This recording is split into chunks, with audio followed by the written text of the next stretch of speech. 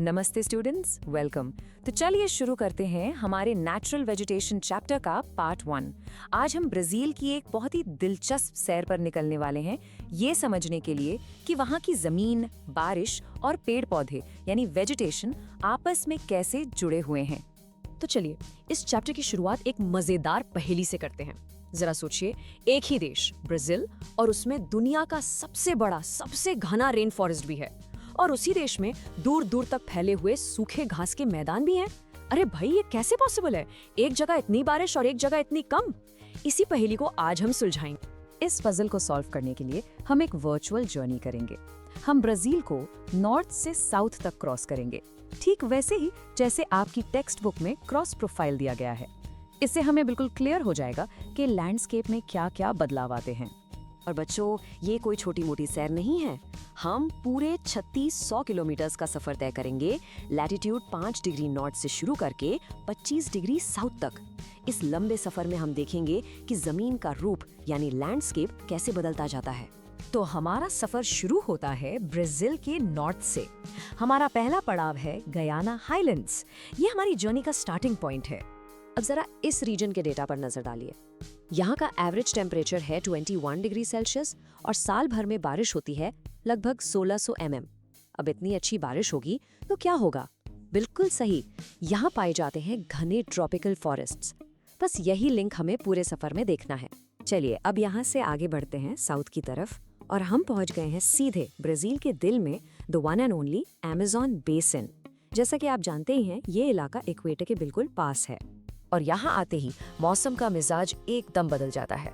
गर्मी सबसे ज्यादा 28 डिग्री सेल्सियस तक और बारिश भी सबसे ज्यादा, पूरे 2000 mm। अब इतनी ज्यादा गर्मी और इतनी ज्यादा बारिश का नतीजा क्या होगा?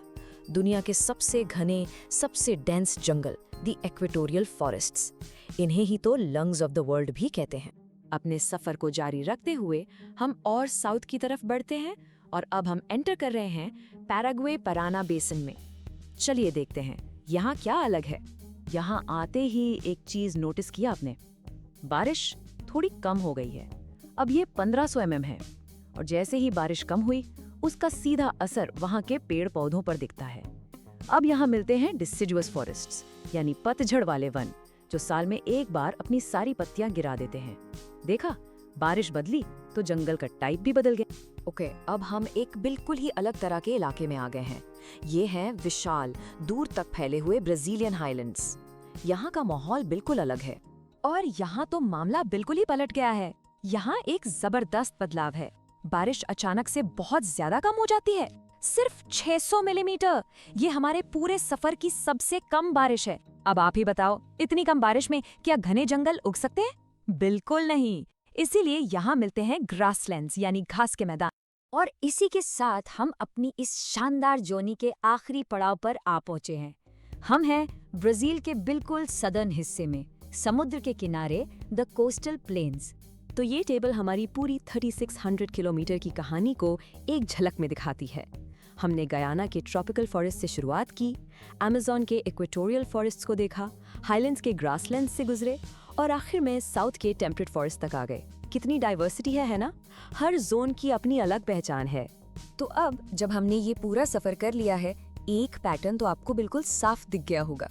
जैसे जैसे रेनफॉल की अमाउंट बदलती है, वैसे वैसे वेजिटेशन का टाइप भी बदल जाता है। बच्चों, इसी पैटर्न को हम कहते हैं the golden rule of rainfall. यही है सारा सीक्रेट। ये सब एक सिंपल से साइंटिफिक कॉन्सेप्ट पर बेस्ड है, जिसका नाम है इकोलॉजिकल डिपेंडेंस। इसका सीधा साधा मतलब है, जहाँ जैसी बारिश वहाँ वैसी वनस्पति। सिंपल। किसी भी जगह के पेड़ पौधे पूरी तरह से वहाँ होने वाली बारिश पर ही निर्भर करते हैं, यानी डिपेंड करते हैं। तो ये गोल्डन रूल बहुत आसान है, ध्यान से सुनो। जहाँ रेनफॉल बहुत ज्यादा है, 1600 mm से भी ऊपर, वहाँ आपको हमेशा घने जंगल मिलेंगे। जहाँ रेनफॉल ठीक ठाक है, मॉडरेट यानी 1200 से 1500 mm के बीच, वहाँ डिसिडुअस या टेम्परेट फॉरेस्ट मिलते हैं।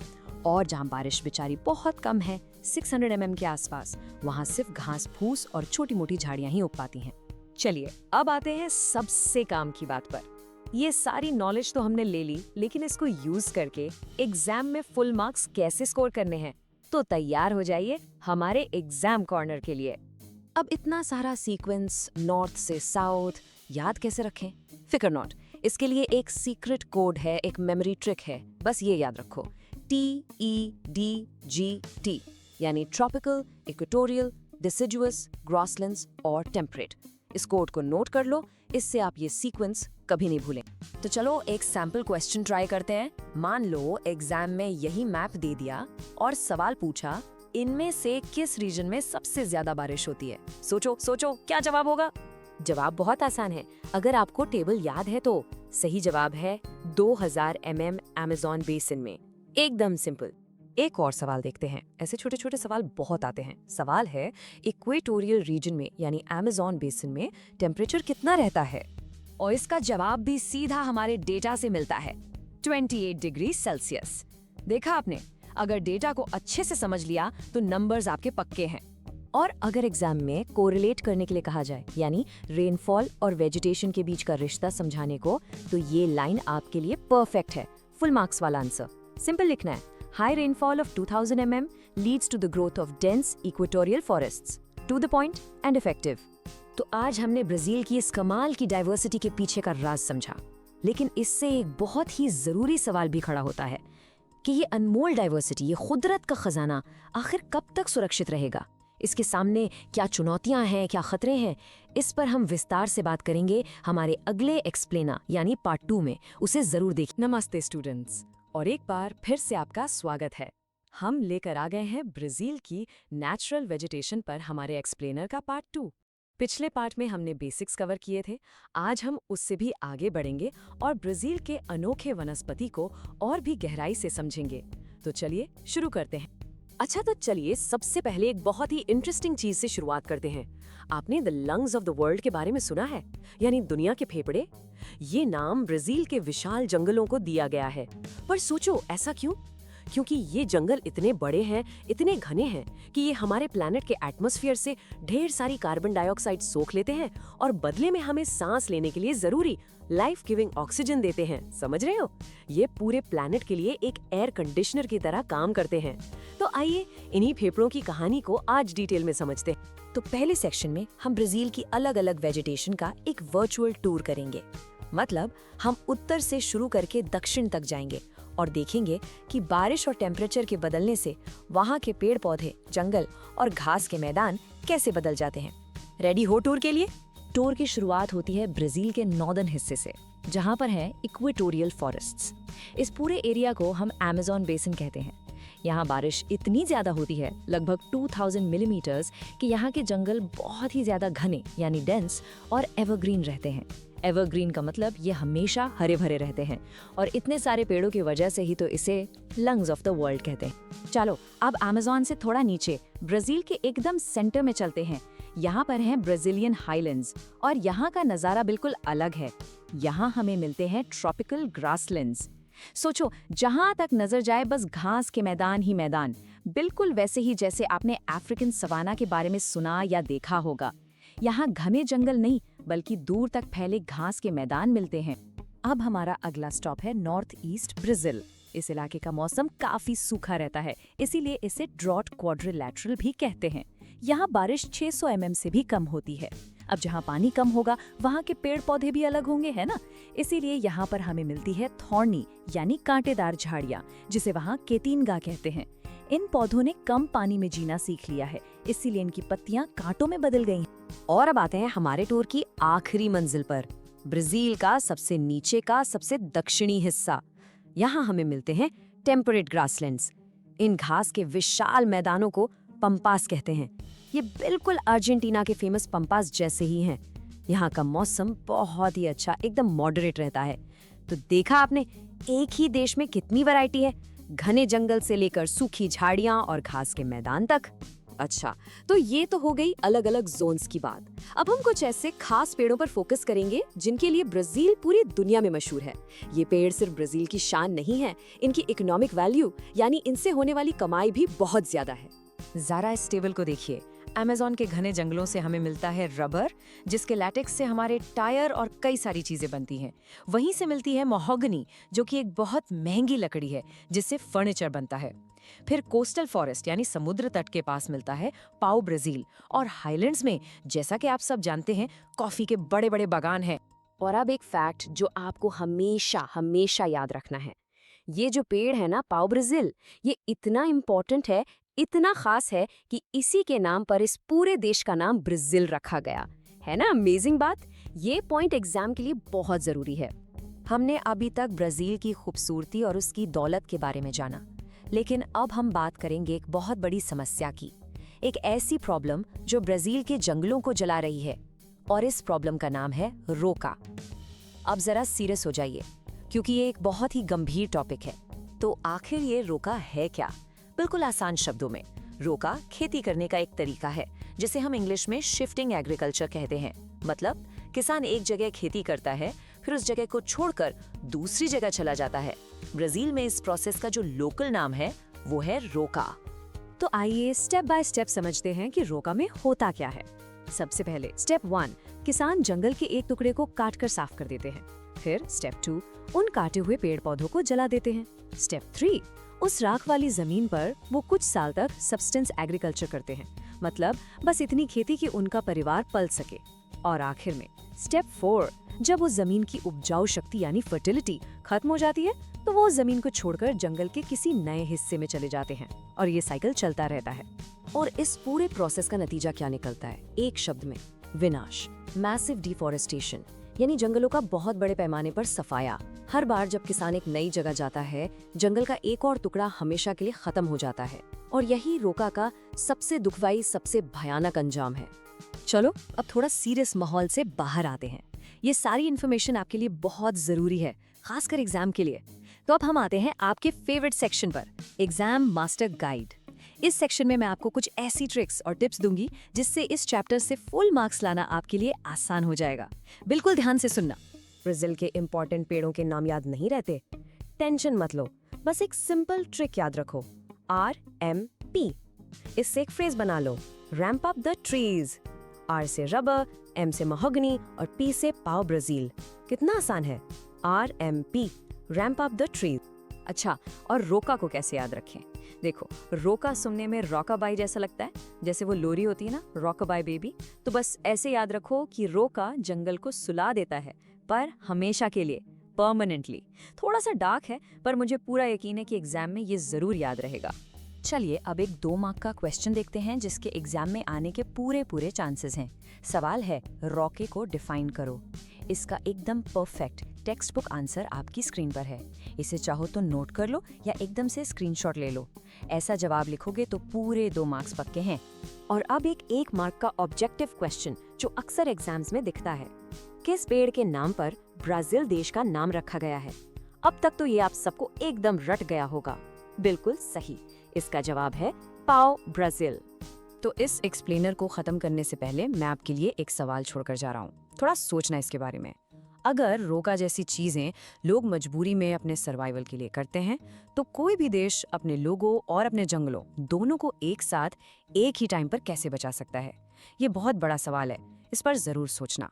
अगले एक्सप्लेनर में मिलते हैं। तब तक नमस्ते स्टूडेंट्स और वेलकम बैक। ये है हमारी सीरीज इंडियाज नेचुरल वेजिटेशन का पार्ट 3। देखो, पिछले पार्ट्स में हमने सारे बेसिक्स कवर कर लिए थे, है ना? लेकिन आज हम असली एडवेंचर पे निकल रहे हैं। हम जा रहे हैं इंडिया के ग्रीन जाइंट से मिलने, यानी सीधे सीधे हमारे फॉरेस्ट्स, हमारे वनों की दुनिया में। तो रेडी हो एकदम डीप डाइव के लिए? चलिए शुरू करते हैं। तो आज हम क्या क्या कवर करने वाले हैं, एक नजर डालते हैं। सबसे पहले हम समझेंगे India's forests the rain story, एक ऐसी कहानी जो बताएगी कि बारिश ही क्यों सबका बॉस है। फिर हम विजिट करेंगे ऑलवेज ग्रीन एवरग्रीन फॉरेस्ट को। उसके ठीक बाद हम मिलेंगे द स्मार्ट शेडर्स डिसिजुअस फॉरेस्ट से। फिर होगा इन दोनों का एक शोडाउन, एवरग्रीन वर्सेस डिसिजुअस। और आखिर में, जिसका आप सबको इंतजार है, your exam ready memory hacks, ताकि एग्जाम में सब कुछ बिल्कुल याद रहे। चलो एक एक करके शुरू करते हैं। ओके, तो section 1, India's forests the rain story. अच्छा, एक बात सोचो, हमारे देश में, इंडिया में इतनी अलग अलग तरह के जंगल क्यों हैं? कहीं पर इतने घने कि सूरज की रोशनी नहीं आती, और कहीं थोड़े खुले खुले। इस सब के पीछे ना एक ही रीजन है, एक ऐसी चीज जो इन सब फॉरेस्ट्स की किस्मत डिसाइड करती है। चलो पता लगाते। तो सबसे बड़ा सवाल यही है, आपने भी नोटिस किया होगा, है ना, कि कुछ जंगल साल के 365 दिन एकदम हरे भरे लश ग्रीन रहते हैं, जैसे उन पर मौसम का कोई असर ही नहीं होता। और दूसरी तरफ कुछ ऐसे जंगल हैं जो गर्मी आते ही अपने सारे पत्ते गिरा देते हैं, बिल्कुल सूखे लगते हैं। तो ऐसा क्यों होता है? देखो, इसका पूरा सीक्रेट पानी बचाने की स्ट्रैटेजी में है। जब गर्मियों में पानी की कमी होती है ना, तभी पता चलता है कि कौन सा पेड़ कितना स्मार्ट है। तो वो आखिर एक चीज क्या है जो सब कुछ डिसाइड करती है? वो है रेनफॉल। हाँ, बस इतना सिंपल, बारिश। आप समझ लो कि ये जो फॉरेस्ट्स की पूरी फिल्म चल रही है ना, उसका डायरेक्टर रेनफॉल है। जहां ज्यादा पानी बरसा वहां अलग सीन, जहां कम पानी वहां की कहानी बिल्कुल डिफरेंट। एक जगह का फॉरेस्ट कैसा दिखेगा ये वहां की बारिश ही तय करती है। चलो तो फिर अपनी जर्नी शुरू करते हैं। सबसे पहले चलते हैं इंडिया के उन हिस्सों में जहां बारिश रुकने का नाम ही नहीं लेती, एकदम हैवी रेनफॉल। बस इमेजिन करो ऐसी जगह जहां जमीन हमेशा गीली रहती है। यही वो जगह है जहां हमें मिलते हैं हमारे सदाबहार वन, यानी द एवरग्रीन फॉरेस्ट। तो ये एवरग्रीन फॉरेस्ट्स, ये सदाबहार वन आखिर मिलते कहाँ हैं? देखो, सिंपल रूल है, जहां भारी बारिश होती है, मतलब 200 सेंटीमीटर से भी ज्यादा। अब एग्जाम के लिए ये 3 जगह अपने दिमाग में बिल्कुल लॉक कर लो। पहला वेस्टर्न घाट्स, यानी हमारी वेस्ट कोस्ट। दूसरा हमारा नॉर्थ ईस्ट इंडिया। और तीसरा समुंदर के बीच में अंडमान एंड निकोबार आइलैंड्स। अब एक काम करो, आंखें बंद करके इंडिया का मैप इमेजिन करो। कर लिया? अब देखो, वेस्ट कोस्ट पर बिल्कुल समुंदर के साथ साथ एक गहरी हरी पट्टी दिख रही है, वो है वेस्टर्न घाट्स। अच्छा, अब ऊपर राइट साइड में देखो, नॉर्थ ईस्ट में, वहां एक बड़ा सा गहरा हरा पैच दिखेगा। और फिर नीचे समुंदर में, हाँ वही हमारे अंडमान एंड निकोबार आइलैंड्स। बस यही 3 डार्क ग्रीन जोन्स हैं जहां एवरग्रीन फॉरेस्ट्स मिलते हैं। तो इन फॉरेस्ट की खास बात क्या है? नंबर 1, जैसा नाम है वैसा ही काम है। ये हमेशा हरे भरे रहते हैं, सारा साल ग्रीन, इनका कोई फिक्स टाइम नहीं होता पत्ते झड़ने का।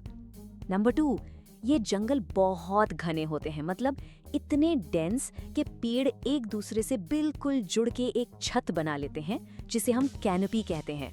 और तीसरा पॉइंट, उसी कैनोपी की वजह से सूरज की रोशनी नीचे जमीन तक पहुंच ही नहीं पाती, इसलिए यहाँ हमेशा सनलाइट के लिए एक कांस्टेंट कंपटीशन, एक रेस चलती रहती है। और इन घने जंगलों के वीआईपी ट्रीज कौन से हैं? ये नाम जरूर याद रखना, माहोगनी, रोजवुड और रबर। इनकी जो लकड़ी होती है ना, वो बहुत ही वैल्यूएबल होती है, इसलिए इनकी कमर्शियल वैल्यू बहुत ज्यादा है। ओके, तो एवरग्रीन फॉरेस्ट से अब आगे बढ़ते हैं। चलो अब कोस्ट से दूर, इंडिया के बिल्कुल बीच में, उसके दिल में चलते हैं। यहाँ बारिश थोड़ी मॉडरेट है और यहाँ के पेड़ों ने जिंदा रहने की एक ऐसी स्मार्ट ट्रिक सीख ली है कि आप भी सुनोगे तो कहोगे क्या बात है। तो चलिए मिलते हैं द स्मार्ट शेडर्स से, यानी हमारे डिसिडुअस फॉरेस्ट से। तो डिसिडुअस ट्रीज हिंदी में कहते हैं पतझड़ वन। अब नाम में ही इसका पूरा राज छुपा है, पतझड़ यानी पत्तों का झड़ना। देखो, लॉजिक बहुत सिंपल है। पेड़ पानी लेते हैं जड़ों से, लेकिन पानी उड़ता कहाँ से है? उनके पत्तों से। इसे ट्रांसपिरेशन कहते हैं।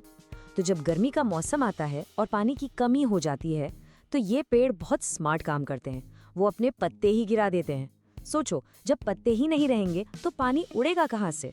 No leaves no water loss, है ना? एकदम ब्रिलियंट सर्वाइवल।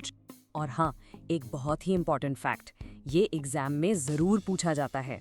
इंडिया में सबसे ज्यादा एरिया कौन से फॉरेस्ट्स कवर करते हैं? यही है वो डेसिडुअस फॉरेस्ट्स। हमारे देश का सबसे बड़ा हिस्सा, सबसे ज्यादा जमीन इन्हीं फॉरेस्ट से कवर है। So they are the most wide spread forests in India. इसको याद रखिएगा। चलो एक बार फिर से मैप को इमेजिन करते हैं।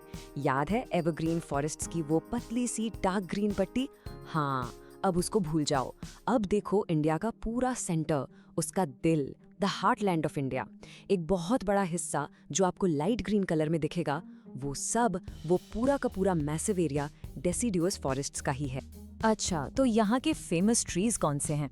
नंबर 1 पे है टीक। इसे किंग ऑफ टिम्बर भी कहते हैं, इसकी लकड़ी बहुत वैल्यूएबल है। फिर आते हैं हमारे जाने पहचाने बैनियन यानी बरगद और पीपल, ये तो आपने अपने आसपास जरूर देखे होंगे। और हाँ, बैम्बू यानी बांस, वो भी इन्हीं फॉरेस्ट्स में मिलता है। तो अब तक हमने टीम एवरग्रीन से भी मिल लिया और टीम डिसिडुअस से भी। अब टाइम आ गया है इनका आमना सामना करवाने का, द शोडाउन। चलो इन दोनों को साइड बाय साइड रखते हैं और देखते हैं कि इनमें मेन डिफरेंसेस क्या हैं। इसके बाद आई प्रॉमिस आपको कोई कंफ्यूजन नहीं रहेगा। चलिए इस टेबल को एक एक करके समझते हैं। सबसे पहला पॉइंट, रेनफॉल। एवरग्रीन में वेरी हाई, एकदम भारी बारिश। डेसिडुअस में मॉडरेट यानी ठीक ठाक। अब इस रेनफॉल का असर किस पे पड़ेगा? उनके फोलिएज पर यानी पत्तों पर। एवरग्रीन साल भर ग्रीन रहते हैं, ग्रीन ऑल ईयर, और डेसिडुअस गर्मी में शेड लीव्स, सिंपल। अब रीजन्स देखो, जहां हैवी रेन यानी वेस्टर्न घाट्स और नॉर्थ ईस्ट वहां एवरग्रीन, जहां मॉडरेट रेन यानी सेंट्रल इंडिया वहां डेसिडुअस। और आखिर में की ट्रीज, एवरग्रीन के हैं रबर और महोगनी, डेसिडुअस के हैं टीक और बैनियन। देखा, पूरा खेल बस रेनफॉल का। ऑलराइट, सब कुछ समझ तो आ गया, लेकिन एग्जाम हॉल में प्रेशर में ये सब याद कैसे रहेगा? उसकी चिंता मत करो, उसके लिए मेरे पास आपके लिए कुछ स्पेशल जुगाड़ है। 2 ऐसी सिंपल मेमोरी ट्रिक्स जिसके बाद आप ये कभी कभी नहीं भूलोगे। तो पहला हैक, एवरग्रीन फॉरेस्ट्स की लोकेशंस याद करने के लिए सीक्रेट कोड है WEI। बस ये 3 लेटर्स याद रखो, WEI। W for west coast, E for east यानी नॉर्थ ईस्ट, और I फॉर आइलैंड्स यानी अंडमान। Simple, WEI। अब ये तीनों लोकेशंस दिमाग में एकदम लॉक हो जानी चाहिए। ओके, अब दूसरा हैक, डिसिडुअस फॉरेस्ट्स के मेन ट्रीज के लिए। इसका कोड है TBP। बिल्कुल सिंपल, TBP। T से है सबसे वैल्यूएबल टीक, B से है बैनियन और P से है पीपल। TBP। बस इतना सा। अब एग्जाम में कोई भी क्वेश्चन आएगा ना, आप फटाक से इसको सॉल्व कर लोगे।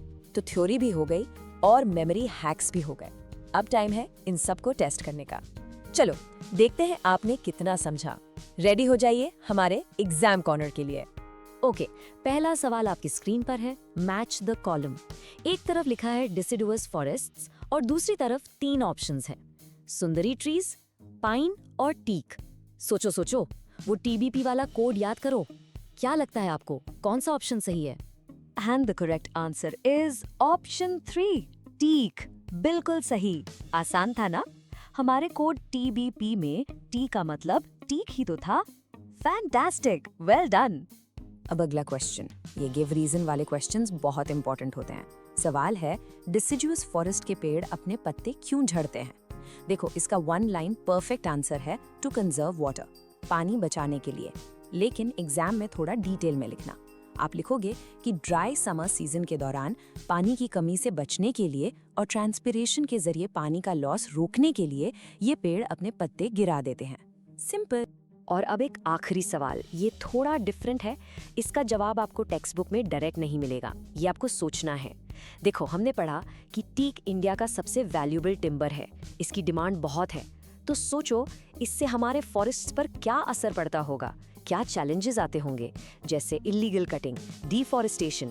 इसके बारे में जरूर सोचना कि डेवलपमेंट और कंजर्वेशन के बीच में हम बैलेंस कैसे बना सकते हैं। ये आपके लिए फूड फॉर थॉट है। चलिए, इसी के साथ हम आज का सेशन खत्म करते हैं। मिलेंगे अगले पार्ट में। तब तक कीप लर्निंग एंड नमस्ते students. Welcome welcome. Natural vegetation series के पार्ट 4 में आप सबका स्वागत है। पिछले पार्ट्स में हमने देखा था कि रेनफॉल के बेसिस पर फॉरेस्ट कैसे होते हैं, लेकिन आज हम एक अलग ही एडवेंचर पर चल रहे हैं। हम इंडिया के सबसे मुश्किल, सबसे एक्सट्रीम इलाकों की एक वर्चुअल यात्रा करेंगे। सोचो, हम उन प्लांट से मिलेंगे जो वहां जीना जानते हैं, जहां सरवाइव करना ही एक चैलेंज है। रेडी हैं? चलिए शुरू करते हैं। तो शुरू करने से पहले मेरा आपसे एक सवाल है, कभी सोचा है आपने कि कुछ पेड़ों पर पत्तियों की जगह इतने सारे कांटे क्यों होते? ऐसा इसलिए क्योंकि हर जंगल को बारिश का सहारा नहीं मिलता। आज हम इंडिया के उन स्पेशलिस्ट पौधों से मिलेंगे, ऐसे फाइटर्स जिन्होंने मुश्किल से मुश्किल हालात में जीना सीख लिया है। ओके, तो हमारी इस एक्सपेडिशन का पहला स्टॉप इंडिया के सूखे शुष्क क्षेत्र यानी एरिड जोन्स।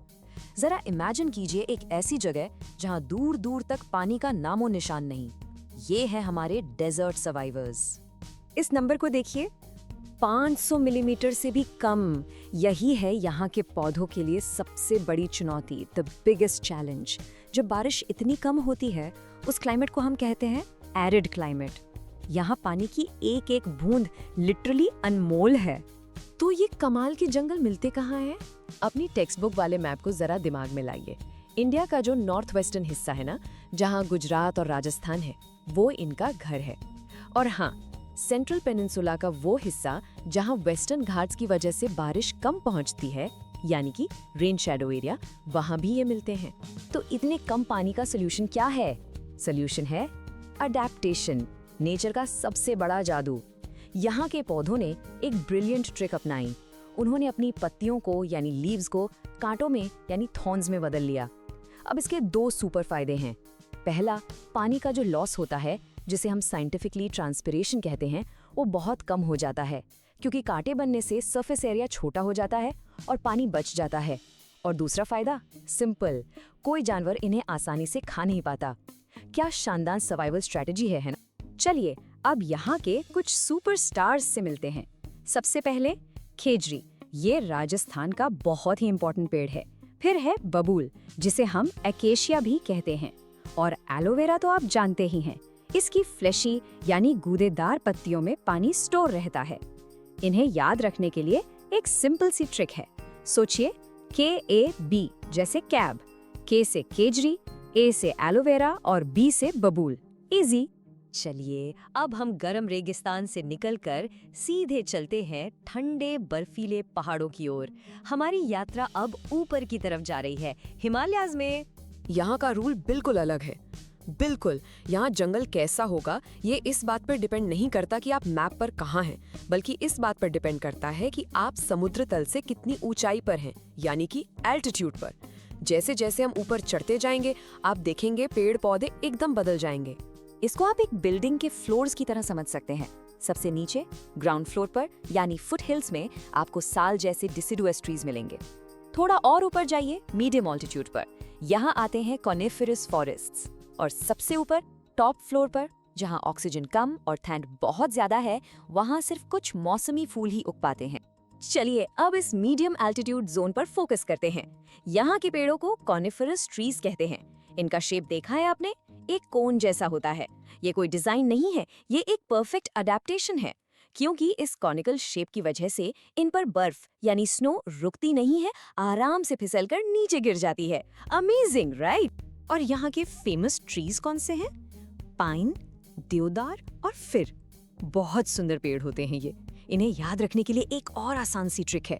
सोचो, कंप्यूटर फाइल की तरह, PDF, P से पाइन, D से देवदार, F से फिर। बिल्कुल आसान। ओके, तो अब हमारी यात्रा का आखिरी पड़ाव। हम पहाड़ों से उतरकर सीधे चलते हैं समुद्र के किनारे, कोस्ट लाइन्स पर। लेकिन किसी भी कोस्ट लाइन पर नहीं, हम जा रहे हैं खास उन जगहों पर जहां नदियां समुद्र से मिलती हैं और दलदली यानी माशी डेल्टास बनाती हैं। अब यहाँ की जो चुनौती है ना, वो रेगिस्तान से बिल्कुल उल्टी है। यहाँ पानी की कमी नहीं, बल्कि पानी बहुत ज्यादा है। पर इस पानी में एक प्रॉब्लम है, ये नमकीन है यानी सलाइन। यहाँ की मिट्टी हमेशा पानी से भरी रहती है, दलदली होती है और बहुत ज्यादा सॉल्टी होती। तो खारा पानी और दलदली मिट्टी का सोल्यूशन क्या है? सोल्यूशन है मैंग्रोव्स। ये एक खास तरह का जंगल है, ऐसे स्पेशल ट्रीज जो ऐसी ही नमकीन और दलदली मिट्टी में ग्रो करते हैं। हम इन्हें तटीय रक्षक यानी कोस्टल गार्डन्स भी कह सकते हैं। आपने सुंदरबंस का नाम तो जरूर सुना होगा, दुनिया का सबसे बड़ा डेल्टा। पर क्या आप जानते हैं कि इसका नाम सुंदरबंस क्यों पड़ा? क्योंकि यहाँ सुंदरी नाम का पेड़ बहुत ज्यादा पाया जाता है। इसकी जो लकड़ी यानी वुड होती है, वो बहुत खास होती है, ऑयली, ड्यूरेबल और पानी में खराब नहीं होती। एक बार फिर से मैप को देखिए। इंडिया के पूर्वी तट पर, ईस्ट कोस्ट पर, जहाँ गंगा, ब्रह्मपुत्र, महानदी और गोदावरी जैसी बड़ी नदियाँ डेल्टा बनाती हैं, आपको ये अद्भुत मैंग्रोव फॉरेस्ट्स मिलेंगे। तो इसके साथ हमारी वर्चुअल यात्रा यहाँ पूरी होती है। चलिए एक क्विक सा रिकैप, एक डीब्रीफ करते हैं।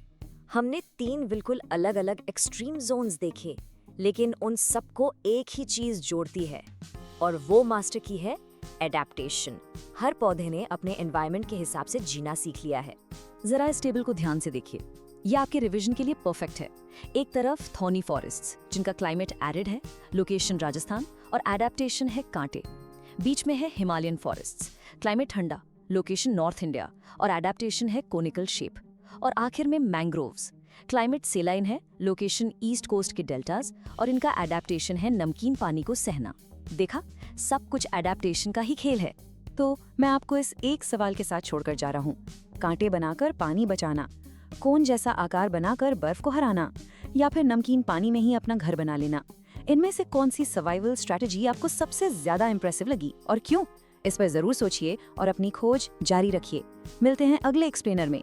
हेलो एवरीवन और स्वागत है आपका हमारी ज्योग्राफी सीरीज में। तो आज हम आ गए हैं पार्ट 5 पर और हम ब्राजील के वाइल्ड लाइफ की एक जबरदस्त जर्नी पर निकलने वाले हैं। हम आखिर ये समझेंगे कि इस देश में इतनी ज्यादा बायोडाइवर्सिटी यानी जीव जंतुओं की इतनी वैरायटी आखिर है क्यों। तो रेडी हो, लेट्स गेट स्टार्टेड। चलो शुरू करने से पहले एक सवाल आप सबके लिए।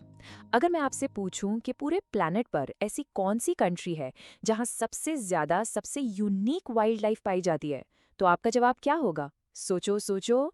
बिल्कुल सही। अगर आपने ब्राजील सोचा है तो you've hit the bullseye। पूरी दुनिया में ब्राजील ही वो देश है जिसे ये टाइटल मिलता है the most biodiverse country on earth. इसीलिए पता है इसे मेगा डाइवर्स नेशन भी कहते हैं, मतलब एक ऐसा देश जहां अर्थ की आधी से ज्यादा स्पीसीज रहती हैं। Can you believe that? तो आज हम क्या क्या कवर करने वाले हैं? Let's take a quick look. सबसे पहले हम जानेंगे कि ब्राजील को वाइल्ड लाइफ चैंपियन क्यों कहते हैं। फिर हम इसके अलग अलग घरों को यानी हैबिटेट्स को एक्सप्लोर करेंगे, जैसे स्वॉर्म्स, नदियां, जंगल और आसमान। फिर आपके एग्जाम्स के लिए एक स्पेशल स्टडी गाइड भी है और आखिर में उस सबसे बड़े सवाल का जवाब देंगे। ओके, सो सबसे पहले section 1, Brazil the wild life champion. इसका मतलब क्या है कि ब्राजील वाइल्ड लाइफ चैंपियन है? सिंपल भाषा में इसका मतलब है कि ये देश लिटरली मिलियंस ऑफ स्पीशीज का घर है, एक ऐसी संख्या जिसे हम अभी ठीक से गिन भी नहीं पाए हैं। सोचो इसके बारे में। जस्ट इमेजिन, साइंटिस्ट का मानना है कि ब्राजील में सिर्फ और सिर्फ इंसेक्ट्स की यानी कीड़े मकोड़ों की ही मिलियंस ऑफ अलग अलग किस्में हैं और उनमें से कई तो ऐसी हैं जिनको हमने अभी तक डिस्कवर भी नहीं किया है। और ये तो सिर्फ इंसेक्ट्स की बात है दोस्तों, सोच के देखो बाकी जानवरों का क्या स्केल होगा। चलो अब चलते हैं उन जगहों पर जहाँ ये सारी वाइल्ड लाइफ रहती है। हम अपनी ये जो जियोग्राफिक टूर है उसे शुरू करेंगे पानी वाले इलाकों से, यानी ब्राजील के स्वॉर्म्स और रिवर्स को एक्सप्लोर करेंगे। और हमारी पहली स्टॉप है पैंटेनल। ये ब्राजील के साउथ वेस्ट में है और ये कोई मामूली जगह नहीं है। ये दुनिया का सबसे बड़ा ट्रॉपिकल वेटलैंड एरिया है, मतलब एक बहुत बड़ा दलदल का इलाका। और यहाँ रहता है एक सचमुच का जायंट। और इन मेहमानों में से एक है एनिमल किंगडम का एक सच्चा giant. Can you guess which massive creature lurks in these swampy waters? ये इन पानियों में छिपा रहता है। Any guesses? हाँ, हम बात कर रहे हैं एनाकोंडा की। ये विशाल सांप पैंटेनल के एपेक्स प्रेडेटर हैं, यानी फूड चेन में सबसे ऊपर। और ये अकेले नहीं होते, अपना घर क्रोकोडाइल्स और एलिगेटर्स जैसे खतरनाक जानवरों के साथ शेयर करते हैं। तो जब भी पैंटेनल का नाम आए, एनाकोंडा को जरूर याद रखना। ओके, स्वैम्प से निकलकर अब हम डाइव लगाने वाले हैं सीधे अमेज़न रिवर में। ये नदी अपने पानी के वॉल्यूम के हिसाब से दुनिया की सबसे बड़ी नदी है और ये नदी अपने आप में एक अलग ही दुनिया है जो अनोखे जीवों से भरी हुई है। यहाँ आपको मिलेंगे 2 गजब के जीव। पहला, द पिंक रिवर डॉल्फिन। सुना है इसके बारे में? ये एक फ्रेश वाटर डॉल्फिन है जिसका रंग हल्का सा गुलाबी होता है, बहुत ही अनोखा है। और दूसरा है पिराना, जिसे उसके शार्प टीथ और पावरफुल बाइट के लिए जाना जाता है। So a really unique combination, right? पानी में तो बहुत घूम लिए, अब चलो ऊपर चलते हैं, जमीन के ऊपर। अब हम देखेंगे ब्राजील के आसमान और घने जंगलों में कौन कौन रहता है। सोचो, आसमान में 2 बिल्कुल अलग नजारे हैं। एक तरफ विशाल कॉन्डोर्स, जिनके पंख बहुत बहुत बड़े होते हैं और ये पहाड़ों के ऊपर ऊंची उड़ान भरते हैं। और दूसरी तरफ रंग बिरंगे मकौज, ये चमकीले रंग के पैरट्स हैं जो अपनी आवाज से पूरे जंगल को जिंदा कर देते हैं। अब आते हैं जमीन पर। यहाँ के जंगलों में भी कम भीड़ नहीं है। यहाँ आपको मिलेगा आइकॉनिक गोल्डन लायन टैमारिन, जो एक छोटा सा एंडेंजर्ड बंदर है। और फिर आते हैं बड़े प्रेडेटर्स जैसे कि जैगुआर्स और लियोपर्ड्स। और हाँ, इनके साथ साथ गिनी पिग्स जैसे छोटे जीव भी यहाँ आराम से रहते हैं। ओके, आई नो ये बहुत सारी इन्फॉर्मेशन है, इतने सारे नाम हैं, तो अब थोड़ा टीचर मोड ऑन करते हैं और इसको आसान बनाते हैं आपके एग्जाम्स के लिए। लेट्स फोकस ऑन सम की facts and a few memory tricks. इतने सारे जानवर हैं, याद कैसे रखें, राइट? डोंट वरी, मेरे पास एक सिंपल ट्रिक है। ब्राजील के जो सबसे यूनिक बिग 3 एनिमल्स हैं, उन्हें याद रखने के लिए एक छोटा सा निमोनिक है। ये वो एनिमल्स हैं जो ब्राजील के अलग-अलग हैबिटेट्स को बेस्ट रिप्रेजेंट करते हैं। ट्रिक का नाम है PAC। जैसे हम कहते हैं ना पैक, बस PAC याद रखो। P से पिंक डॉल्फिन जो मिलती है अमेज़न रिवर में, A से एनाकोंडा जो रहता है पैंटेनाल के स्वम्प्स में, और C से कॉन्डोर जो ऊंचे आसमान में उड़ता है। बस PAC याद रखो और ब्राजील के 3 मेन एग्जाम्पल्स आपको हमेशा याद रहेंगे। एक और बोनस ट्रिक ले लो। अगर आप भूल जाते हो कि एनाकोंडा कहाँ मिलता है, बस ये याद रखो, पान आना, यानी पैंटेनल में रहता है एनाकोंडा। पान आना, देखा कितना आसान है। ऑलराइट, ये स्लाइड तो आपके लिए गोल्ड माइन है, परफेक्ट फॉर रिवीजन। इसमें हमने सारे की एनिमल्स, उनके घर और उनकी एक खास बात लिस्ट कर दी है। एनाकोंडा स्वम्प्स में, पिंक डॉल्फिन रिवर में, कॉन्डोर आसमान में, और फॉरेस्ट में गोल्डन लायन टैमरिन और मकाओ। इसका स्क्रीनशॉट तो बनता है बॉस। ओके, हमने सारे एनिमल्स देख लिए, पर अब सबसे बड़े सवाल पर आते हैं। हम अपने एक्सप्लेनर के सबसे इम्पोर्टेंट हिस्से में हैं। अब हम उस सवाल का जवाब देंगे जिससे हमने शुरुआत की थी। आखिर ब्राजील ही दुनिया का नंबर 1 वाइल्ड लाइफ चैंपियन क्यों है? तो चलो अपने मेन सवाल पर वापस आते हैं। ब्राजील के पास इतनी जबरदस्त वाइल्ड लाइफ डाइवर्सिटी है क्यों? What's the secret? इसके पीछे जियोग्राफी क्या है? इसका जवाब इस देश के यूनिक फिजिकल फीचर्स में छिपा है। तो इसके 3 बड़े रीजंस हैं। नंबर 1, इसका वास्ट लैटिट्यूडनल एक्सटेंट। सिंपल भाषा में ये देश नॉर्थ से साउथ तक इतना लंबा है कि इसमें हर तरह के क्लाइमेट आ जाते हैं। नॉर्थ में इक्वेटोरियल यानी गर्मी और बारिश, साउथ में टेम्परेट यानी थोड़ा ठंडा। दूसरा, यहाँ की वेरिड फिजियोग्राफी है, यानी जमीन भी हर तरह की है, हाईलैंड्स है, प्लेन्स हैं, स्वॉम्प्स हैं। और तीसरा, जब आप अलग अलग क्लाइमेट और अलग अलग जमीन को मिलाते हो तो क्या बनता है? Diverse habitats. और हर हैबिटेट अलग अलग तरह के प्लांट्स और एनिमल्स को सपोर्ट करता है। Simple right? तो हमने देखा ब्राजील का ये अनमोल खजाना, उसकी वाइल्ड लाइफ। लेकिन ये खजाना नाजुक भी है, इसीलिए मैं आपको एक सवाल के साथ छोड़कर जा रहा हूँ। अब जब हम इसके बारे में जानते हैं, तो एज ग्लोबल सिटीजन्स हम इस अनमोल बायोडाइवर्सिटी को बचाने के लिए, इसके कंजर्वेशन के लिए क्या कर सकते हैं, इस पर जरूर सोचिए। मिलते हैं अगले नमस्ते स्टूडेंट्स और welcome back to our geography series. ये है पार्ट 6 और आज मैं आप सबको एक जबरदस्त वर्चुअल सफारी पर ले जाने वाला हूँ। हम पूरे भारत में घूमेंगे और देश के कुछ सबसे आइकॉनिक, सबसे खास जानवरों से रूबरू होंगे।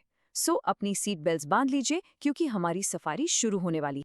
अच्छा, तो किसी भी सफर से पहले उसका राउट मैप देखना जरूरी है ना? तो ये है हमारा आज का आइटिनरी। सबसे पहले हमारी गाड़ी चलेगी ईस्टर्न वेटलैंड्स की तरफ। वहां से हम मूव करेंगे हाईलैंड्स एंड ड्राईलैंड्स में। फिर एक छोटा सा डिटूर लेकर हम गंगा नदी के एक गुप्त निवासी से मिलेंगे। लेकिन इसके बाद हम एक थोड़े सीरियस टॉपिक पर बात करेंगे कि इनकी संख्या क्यों घट रही है। और एंड में सबसे इम्पोर्टेंट, आपके एग्जाम्स के लिए कुछ मस्त हैक्स। रेडी हो? Let's go. तो हमारी सफारी का पहला स्टॉप भारत का पूर्वी हिस्सा। हम एंटर कर रहे हैं दलदल पानी और मैंग्रोव के घने जंगलों में। यहाँ का माहौल ही अलग है। लेट्स सी यहाँ हमें कौन मिलता है। ओके, सो पहला सवाल आप सबके लिए, थोड़ा दिमाग पे जोर डालो।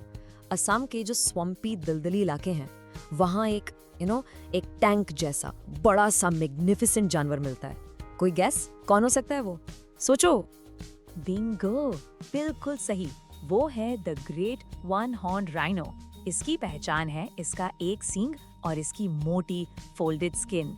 पता है, ये जो इसकी खाल है ना, it's like a natural body armour, एकदम कुदरती कवच जो उसे ब्रह्मपुत्रा के मुश्किल दलदली इलाकों में सर्वाइव करने में हेल्प करती है। Amazing right? चलिए, राइनो से तो मिल लिए, अब ईस्ट इंडिया में ही हमारा अगला स्टॉप है। और इसके लिए मुझे कुछ ज्यादा कहने की जरूरत नहीं है, बस इतना ही काफी है। Tiger at Sundarbans. नाम सुनते ही एक अलग फीलिंग आती है ना? ये है हमारी शान, द रॉयल बंगाल टाइगर। लेकिन सुंदरबंस का टाइगर इतना स्पेशल क्यों है? क्योंकि ये आम टाइगर नहीं है, ये दुनिया का इकलौता टाइगर है जो मैंग्रोव के जंगल में यानी खारे पानी में रहता है। और क्या कमाल तैरता है, कैन यू बिलीव इट? वो पानी में शिकार भी कर लेता है। इसे कहते हैं अल्टीमेट एडेप्टेशन, अपने घर का असली राजा। ओके, अब हमारी सफारी का डायरेक्शन चेंज हो रहा है। हमने पूरब के गीले मार्शी लैंड्स देख लिए, अब हम जा रहे हैं साउथ और वेस्ट की तरफ, ऊंचे पहाड़ों और सूखे घास के मैदानों में, बिल्कुल ऑपोजिट एनवायरनमेंट। तो सोचो यहाँ के जानवर कितने अलग और यूनिक होंगे। तो अगला सवाल, सोचो वेस्टर्न घाट्स की ऊंची ऊंची नीलगिरी हिल्स, वहां चट्टान दर चट्टान कूदने वाली एक खास पहाड़ी बकरी रहती है। और याद रखना, the keyword here is endemic. Endemic मतलब क्या? जो सिर्फ और सिर्फ, आई रिपीट, सिर्फ वहीं मिलती है। कौन है वो? और जवाब है द नीलगिरी ताहर। जैसा मैंने बताया, ये एक एंडेमिक प्रजाति है। इसका मतलब समझ रहे हो? ये पूरी दुनिया में, आई रिपीट, पूरी दुनिया में और कहीं नहीं मिलेगी। इसलिए इनके घर यानी वेस्टर्न घाट्स के इन पहाड़ों को बचाना it's absolutely crucial for their survival. अच्छा, अब पहाड़ों से नीचे उतरते हैं। अब आते हैं सूखे सेमी एरिड ग्रासलैंड्स में। यहाँ एक बहुत बड़ा मजेस्टिक सा बर्ड घूमता है, लेकिन दुख की बात यह है कि वो हाईली इंडेंजर्ड है, मतलब उसकी स्पीशीज खत्म होने की कगार पर है। कौन है ये? ये है द ग्रेट इंडियन बस्टर्ड। और दोस्तों, इसकी कहानी सुनकर थोड़ा दुख होता है। इसकी संख्या बहुत बहुत तेजी से कम हो रही है। ये एक क्रिटिकली एंडेंजर्ड बर्ड है और इसका जीना मरना सीधा सीधा हमारे ग्रासलैंड्स की हेल्थ से जुड़ा हुआ है। अगर घास के मैदान बचेंगे तभी ये खूबसूरत पक्षी बच पाएगा। सिंपल। चलो, अब हमारी यात्रा हमें ले चलती है बिल्कुल भारत के दिल में, एक ऐसी जगह जो सिर्फ एक नदी नहीं बल्कि हमारी संस्कृति का, हमारी आस्था का हिस्सा है, पवित्र गंगा। यहाँ पानी की सतह के नीचे एक बहुत ही इंटेलिजेंट जीव रहता है। मैं आपको एक बहुत बड़ा हिंट देती हूँ। ये जो जीव है ना, ये हमारा नेशनल एक्वाटिक एनिमल है, इंडिया का राष्ट्रीय जलीय जीव। अब तो बता दो, ये आपके जनरल नॉलेज के लिए भी एक सुपर इंपॉर्टेंट क्वेश्चन है। Yes, it's the Gangetic dolphin. और ये सिर्फ एक डॉल्फिन नहीं है, ये एक एक हेल्थ इंडिकेटर है। जैसे डॉक्टर आपकी पल्स चेक करके आपकी हेल्थ बताता है ना, वैसे ही गैंजेटिक डॉल्फिन गंगा नदी की हेल्थ बताती है। साफ पानी मतलब हैप्पी और हेल्दी डॉल्फिन्स। ओके, अब तक हमारी सफारी बहुत एक्साइटिंग रही। हमने कितने अमेजिंग एनिमल्स देखे, है ना? लेकिन अब थोड़ा सीरियस होने का टाइम है। अब हम देखेंगे इस सफारी के पीछे की एक चिंताजनक, एक कड़वी सच्चाई। और वो सच ये है स्टूडेंट्स कि भारत में वाइल्ड लाइफ दिन ब दिन, डे बाय डे कम हो रहा है। ये एक बहुत ही गंभीर समस्या है। This is a hard truth and we can not and we should not ignore it. तो आखिर ऐसा हो क्यों रहा है? इसके मेन रीजंस क्या हैं? सबसे पहला, पोचिंग यानी गैर कानूनी शिकार। राइनो को मारते हैं उसके सींग के लिए, टाइगर को उसकी खाल के लिए। दूसरा है पोल्यूशन, खास करके नदियों में, जो बेचारी गैंजेटिक डॉल्फिन का घर बर्बाद कर रहा है। फिर है डिफॉरेस्टेशन, जब हम जंगल काटते जा रहे हैं तो इनका घर, इनका हैबिटेट छिन रहा है। और आखिर में जैसे जैसे हमारी खेती और शहर बढ़ रहे हैं, हम इनके इलाकों में घुसते जा रहे हैं, जैसे ग्रेट इंडियन बस्टर्ड के ग्रासलैंड्स को खत्म कर रहे हैं। ओके, थोड़ा सीरियस हो गया माहौल, बट डोंट वरी। अब हम आते हैं अपने फाइनल सेगमेंट पर। इसको समझो सफारी डीब्रीफ। जो कुछ हमने सीखा उसे एग्जाम्स के लिए कैसे पैक करना है, उसके लिए मैं आपको कुछ जरूरी टिप्स दूंगा। तो ये रहे आपके लिए कुछ super easy, super effective exam memory hacks. ये ऐसी सिंपल ट्रिक्स हैं जो एग्जाम में आपको फुल मार्क्स दिलवा सकती हैं, क्योंकि एनिमल हैबिटेट मैचिंग के क्वेश्चंस हमेशा आते ही आते हैं। ध्यान से सुनिए और मेरे साथ रिपीट कीजिए। पहला, RA for rhino, A for Assam. Simple, RA। दूसरा, T for tiger, S for Sundarbans, TS। और तीसरा, D for dolphin, G for Ganga, DG। बस ये 3 चीजें दिमाग में फिट कर लो, RA, TS, DG, काम हो जाएगा। तो आज इस सफारी में हमने भारत के कुछ अनमोल कुदरती खजानों को देखा, लेकिन इनका फ्यूचर, इनका कल हमारे और आपके हाथों में है। तो आपसे मेरा सवाल सिर्फ इतना है कि हम इनके लिए कैसा कल लिखने वाले हैं। ये सवाल मैं आपके लिए छोड़कर जा रहा हूँ, इस पर जरूर सोचना। मिलते हैं आगे। हेलो दोस्तों, कैसे हैं आप सब? वेलकम है आपका चैप्टर 5 के पार्ट 7 में। आज का टॉपिक है मैप वर्क, और मैं प्रॉमिस करता हूँ इस सेशन के बाद मैप वर्क आपको सबसे आसान लगेगा। एग्जाम में फुल कॉन्फिडेंस के साथ जाओगे। तो रेडी हो? चलो शुरू करते हैं। तो आज का हमारा गेम प्लान क्या है? देखो, सबसे पहले हम मैप वर्क का एक सॉलिड मास्टर प्लान बनाएंगे। उसके बाद हम सीधा डाइव करेंगे इंडिया और ब्राजील की सबसे इंपॉर्टेंट लोकेशंस में। फिर आएगा सबसे एक्साइटिंग पार्ट, कुछ अमेजिंग मेमोरी ट्रिक्स। और एंड में हम एक फाइनल एग्जाम चैलेंज के साथ सब कुछ टेस्ट करेंगे। So are you with me? Let's do this. अच्छा, सच सच बताओ, मैप क्वेश्चंस देखते ही थोड़ा डर लगता है ना? कहाँ क्या मार्क करना है, कैसे इतनी सारी लोकेशंस याद रखें, टेंशन हो जाती है, right? I get it, but trust me, फिकर नॉट। आज के बाद यही मैप वर्क आपका फेवरेट टॉपिक बनने वाला है, ये मेरी गारंटी है। ओके, सो सबसे पहले let's talk about our map work master plan. दोस्तों, एक बात समझ लो, ये रट्टाफिकेशन का सेशन बिल्कुल नहीं है, ये है एक स्मार्ट स्ट्रैटेजी। हम सिर्फ क्या मार्क करना है ये नहीं देखेंगे, हम क्यों मार्क करना है ये समझेंगे। ये फ्लोरा और फौना एक पर्टिकुलर जगह पर ही क्यों मिलते हैं, इसके पीछे का लॉजिक समझेंगे, ताकि मैप पर उन्हें लोकेट करना बिल्कुल ईजी हो जाए। ऑलराइट, चलिए सबसे पहले शुरुआत करते हैं अपने प्यारे देश भारत से। अब अपनी आंखें स्क्रीन पर लॉक कर लीजिए, बिकॉज ये जो लोकेशंस अब हम डिस्कस करने वाले हैं, ये एग्जाम्स के लिए एब्सोल्युटली क्रिटिकल हैं। रेडी? तो यहाँ देखिए कितना इंटरेस्टिंग कनेक्शन है फ्लोरा और फौना के बीच में। सबसे पहले एवरग्रीन फॉरेस्ट कहाँ मिलेंगे? सिंपल है, जहाँ सबसे ज्यादा बारिश होती है, इसलिए इनका एड्रेस है वेस्टर्न कोस्टल स्ट्रिप और हमारा ब्यूटीफुल नॉर्थ ईस्ट इंडिया। अब इसका ऑपोजिट देखो, थॉर्नी श्रब्स, कांटीली झाड़ियां, इन्हें पानी कम चाहिए, तो इनका घर कहाँ होगा? ऑब्वियसली राजस्थान और सेंट्रल डेक्कन के ड्राई एरियाज में। Simple logic, right? और अब आते हैं superstar of the list, Sundarbans, West Bengal में।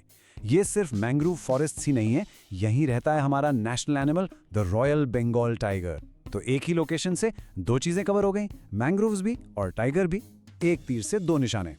और आगे बढ़ें तो असम की मार्शी लैंड्स में मिलता है वन हॉर्न राइनो और राजस्थान गुजरात के ग्रासलैंड्स में मिलता है ग्रेट इंडियन बस्टर्ड। देखा, हर चीज के पीछे एक रीजन है। ओके, इंडिया का मैप तो हमने समझ लिया।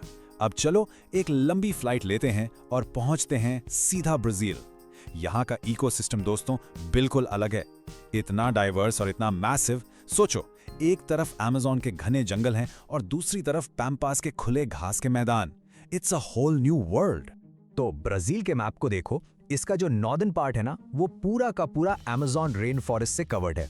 क्यों? क्योंकि ये इक्वेटर के बिल्कुल पास है, मतलब साल भर गर्मी और ढेर सारी बारिश। और इसी अमेज़न रिवर में रहती हैं पिंक डॉल्फिन्स और पिरानास। Amazing, right? अब नॉर्थ से थोड़ा नॉर्थ ईस्ट की तरफ आओ, यहाँ है ड्राउट क्वाड्रिलैटरल। नाम से ही पता चल रहा है यहाँ बारिश कम होती है। तो यहाँ क्या मिलेगा? वही कैटिंगा यानी थॉर्नी श्रब्स, बिल्कुल इंडिया के राजस्थान जैसा लॉजिक। और अब आते हैं सबसे कूल जगह पर, पैंटानाल। ये साउथ वेस्ट में है और ये दुनिया का सबसे बड़ा वेटलैंड है। सोचो, एक ह्यूज एरिया जो हर साल पानी से भर जाता है। और इस पानी के किंग कौन है? दी माइटी एनाकोंडास। ऑलराइट, अब तक हमने लॉजिक समझा, बट अब आने वाला है इस सेशन का सबसे मजेदार पार्ट, द मेमोरी ट्रिक्स। मैं आपके साथ कुछ ऐसे सीक्रेट हैक शेयर करने वाला हूं जिसके बाद आप इन लोकेशंस को चाह कर भी नहीं भूल पाओगे। So ears open, full attention, okay? सबसे पहले ब्राजील की ट्रिक्स देखते हैं। बिल्कुल सिंपल। पहला रूल है P फॉर P। सोचो, पैंटानाल में क्या मिलता है? पाइथन यानी anacondas. P for Pantanal, P for python. Simple, याद हो गया? गुड। अब दूसरा rule, C for C। Caatinga कैसा एरिया है? वहां मिलते हैं कैक्टस यानी thorny shrubs. C for Caatinga, C for cactus. Done हो गया ना याद फॉरएवर? अब आते हैं इंडिया पर। इसके लिए हम यूज करेंगे कॉर्नर्स निमोनिक। बस इंडिया के चारों कोनों को पकड़ लो। सबसे ऊपर नॉर्थ, वहां है हिमालयास, तो वहां मिलेंगे पाइन्स। अब वेस्ट में चलो, वेस्ट में क्या है? राजस्थान का डेजर्ट, तो वहां मिलेंगे थॉर्न्स। अब अपोजिट ईस्ट में आओ, ईस्ट में है Assam, famous for its rhinos. और आखिर में बिल्कुल नीचे साउथ में है नीलगिरी हिल्स, और वहां मिलता है नीलगिरी तहार। नॉर्थ, वेस्ट, ईस्ट, साउथ, चारों कॉर्नर्स याद? तो समझो मैप आपकी मुट्ठी। चलो अब थोड़ा इमेजिनेशन का पावर यूज करते हैं। इंडिया का मैप अपने दिमाग में लाओ। ईस्ट कोस्ट पर देखो, जहां वेस्ट बंगाल है, वहां मैप में एक हल्का सा कर्व, एक डेंट जैसा है, देखा?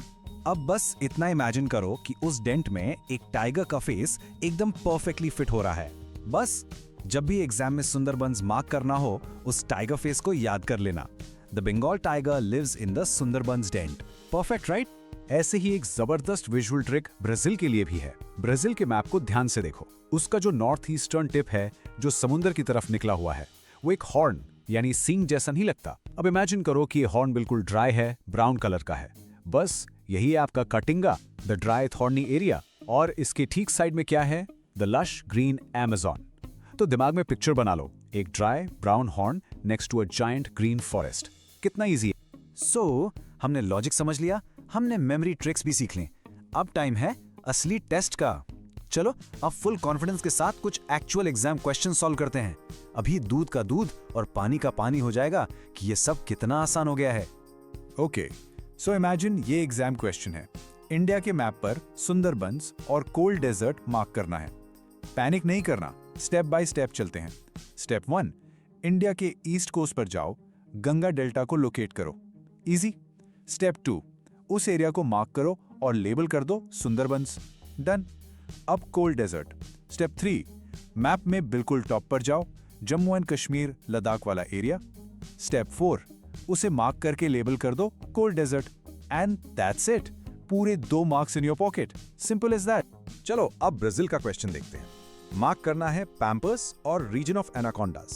ओके, स्टेप 1, ब्राजील के मैप में बिल्कुल नीचे आखिरी छोर पर जाओ, द सदर्न टिप। स्टेप 2, उस एरिया को मार्क करके लिख दो पैम्पर्स। ये हैं ग्रासलैंड्स। हो गया। अब एनाकोंडास। स्टेप 3, मैप के साउथ वेस्ट बॉर्डर एरिया को देखो। स्टेप 4, उससे मार्क करो और लिखो पैंथेनल। और अपनी P for P ट्रिक याद है ना, तो ब्रैकेट में लिख दो region of anacondas. Examiner will be impressed और आपको मिलेंगे फुल मार्क्स। तो दोस्तों, आज आपने ये तो सीख लिया कि ये सारी स्पीशीज और प्लांट्स कहाँ रहते हैं। अब आप एग्जाम में इन्हें कॉन्फिडेंटली मार्क कर सकते हो, I am sure of it. लेकिन जाते जाते एक इंपॉर्टेंट सवाल छोड़ के जा रहा हूं। आपको अब ये तो पता है कि इनका वेयर क्या है, पर क्या आपने कभी वाई के बारे में सोचा है? Why is it so important to protect these habitats? इनके घरों को बचाना हमारे लिए इतना जरूरी क्यों है? इस पर सोचना जरूर। We'll meet in the next part. तब तक take care and hello everyone और वेलकम बैक। ये है हमारा ज्योग्राफी चैप्टर का पार्ट 8। तो आज हम लोग क्या करने वाले हैं? आज हम इंडिया और ब्राजील के एनवायरमेंटल चैलेंजेस यानी पर्यावरण से जुड़ी समस्याओं को एक्सप्लोर करेंगे। सो रेडी हो? चलो स्टार्ट करते हैं। ओके, तो डिस्कशन शुरू करने से पहले मैं आपसे एक सवाल पूछता हूं। सोचो जरा, एक तरफ ब्राजील के अमेज़न के जंगल हैं जो जल रहे हैं और दूसरी तरफ यहां इंडिया में एक टाइगर है जो गायब हो रहा है। अब इन दोनों में क्या कनेक्शन हो सकता है? साउंड करता ना बिल्कुल अलग, पर रुको, इनके बीच एक गहरा रिश्ता है। चलो इसी पजल को सॉल्व कर। तो हमारी कहानी शुरू होती है ब्राजील से। चलो देखते हैं कि वहां के जो घने जंगल हैं उन पर एक बहुत बड़ा खतरा है जिसका नाम है रॉका। ये रॉका आखिर है क्या?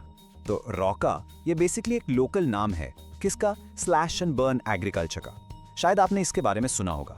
इसे शिफ्टिंग एग्रीकल्चर भी कहते हैं। ये वहां के लोगों का खेती करने का एक बहुत ही पुराना ट्रेडिशनल तरीका है। अब सवाल ये है कि ये प्रोसेस होता कैसे है? बहुत सिंपल है। टोटल 4 स्टेप्स हैं। स्टेप 1, वो लोग जंगल का एक छोटा सा हिस्सा काट कर पूरा साफ कर देते हैं। स्टेप 2, जितने भी पेड़ पौधे काटे उन सबको जला देते हैं। अब जलाने से क्या होता है?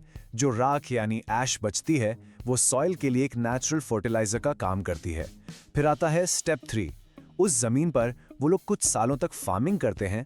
और आखिर में स्टेप 4, जब मिट्टी की सारी फर्टिलिटी खत्म हो जाती है तो वो उस जमीन को छोड़ देते हैं और जंगल में किसी नई जगह पर जाकर सेम प्रोसेस रिपीट करते हैं।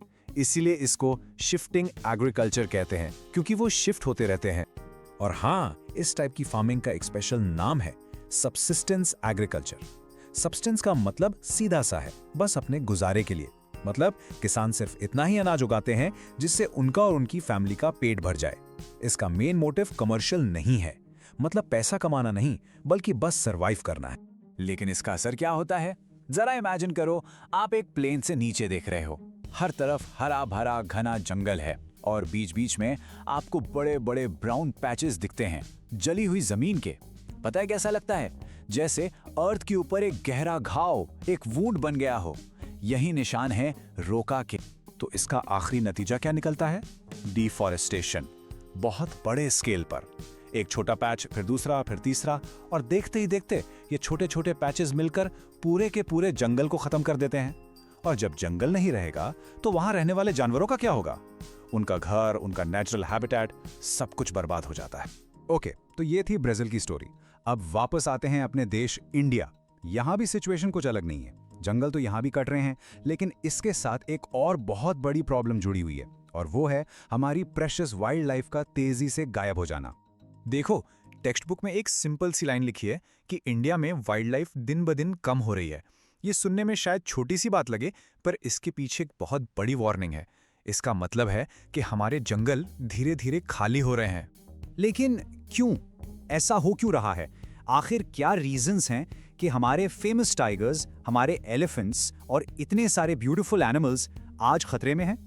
तो इसके पीछे 3 मेन विलन्स हैं और आपके एग्जाम्स के लिए इसको याद रखने का एक सुपर इजी तरीका है, एक ट्रिक है, PPD। पहला P है पोचिंग के लिए, यानी इलीगल हंटिंग। दूसरा P है पोल्यूशन, यानी प्रदूषण। और D है डिफॉरेस्टेशन, यानी जंगलों का कटना। चलो अब PPD को एक एक करके समझते हैं।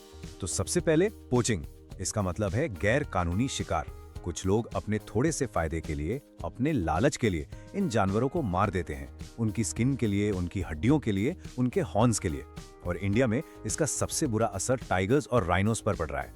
दूसरा P था पोल्यूशन। इसको ऐसे समझो, जो फैक्ट्रीज से केमिकल वेस्ट निकलता है, जो शहरों का गंदा पानी है, जब ये सब हमारी नदियों में जाता है, जैसे गंगा में, तो क्या होता है, ये सिर्फ पानी को गंदा नहीं करता, बल्कि उस पानी में रहने वाले सारे जीव जंतुओं को मार देता है। पूरा का पूरा इकोसिस्टम डिस्ट्रॉय हो जाता है। और आखिर में D फॉर डिफॉरेस्टेशन। अर्बनाइजेशन के साथ मिलकर ये सबसे बड़ा दुश्मन है। हमारी पॉपुलेशन बढ़ रही है तो हमें जमीन चाहिए खेती के लिए, नए शहर बनाने के लिए। और ये जमीन कहां से आती है? जंगलों को काट कर। सीधी सी बात है, हम अपने घर बनाने के लिए उनके घर तोड़ रहे हैं, तो फिर वो जानवर बेचारे कहां जाएंगे? तो अब तक हमने ब्राजील की प्रॉब्लम देखी और इंडिया की भी। याद है, मैंने शुरू में एक सवाल पूछा था कि इन दोनों में कनेक्शन क्या है। अब टाइम है उस कनेक्शन को समझने का। और कनेक्शन आपको शायद थोड़ा सरप्राइज कर देगा। जैसे ब्राजील में रोका कहते हैं, वही same practice, same technique India में भी होती है, खास करके नॉर्थ ईस्टर्न स्टेट्स में। और यहाँ इसका नाम है जूम कल्टीवेशन।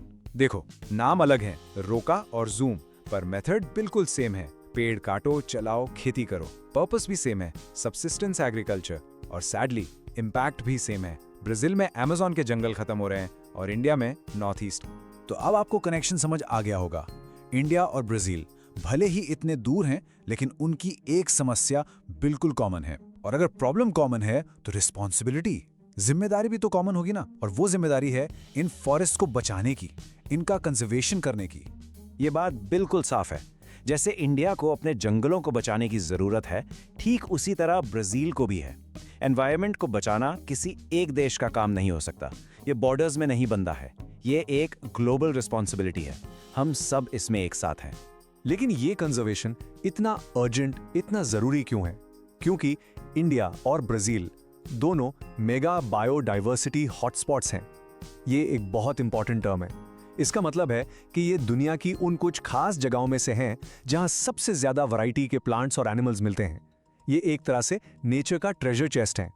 लेकिन बढ़ती हुई पॉपुलेशन, माइनिंग, एग्रीकल्चर, ये सारा प्रेशर इस खजाने को खत्म कर रहा है। तो इस पार्ट को खत्म करते हुए मैं आपके लिए एक सवाल छोड़ के जा रहा हूं। हम इंडिया वाले और ब्राजील वाले भी इतनी रिच नेचुरल हेरिटेज के मालिक हैं, तो इसको बचाना, इसका कंजर्वेशन करना, क्या ये सिर्फ एक ऑप्शन है, एक चॉइस है, या फिर ये हमारी ड्यूटी है, हमारा कर्तव्य है? इस पर सोचना जरूर। मिलते हैं। नमस्कार स्टूडेंट्स, पार्ट 9 में आप सबका वेलकम है। आज ना एक proper clash of the titans होने वाला है। सोचो, एक कॉर्नर में है अपना इंडिया और दूसरे कॉर्नर में द माइटी ब्राजील। और इनकी टक्कर किस चीज पर है? बायोलॉजिकल वेल्थ पर, यानी किसके पास नेचर का ज्यादा खजाना है। तो चलो शुरू करते हैं ये super interesting geographical face of. ये देखो हमारा आज का मैच कार्ड। पहले हमारे दोनों टाइटन्स रिंग में एंटर करेंगे, फिर होगा राउंड 1 एक फॉरेस्ट फेस ऑफ, उसके बाद राउंड 2 एक वाइल्ड लाइफ शोडाउन, फिर हम उनके कॉमन एनिमी की बात करेंगे जिसका सामना ये दोनों कर रहे हैं, और हाँ, सबसे जरूरी आखिर में हमारा एग्जाम कॉर्नर। तो चलिए स्टेज सेट करते हैं। इंडिया और ब्राजील, ये प्लैनेट के दो ऐसे पावर हाउसेस हैं जिनके पास कुदरत का खजाना कोट कूट के भरा पड़ा है। इसका मतलब सिंपल है, यहाँ पेड़ पौधों और जीव जंतुओं की इतनी ज्यादा स्पीसीज है ना कि गिनती करना भी मुश्किल हो जाता है। It's just mind boggling diversity. Okay, ding ding ding, round 1 शुरू, द फॉरेस्ट्स फेस ऑफ। अब हम इस बात की गहराई में जाएंगे कि आखिर इन दोनों देशों का जो ग्रीन कवर है, यानी इनके जंगल, वो एक दूसरे से इतने ज्यादा अलग क्यों हैं? यही तो असली मिस्ट्री है। चलो सॉल्व करते हैं।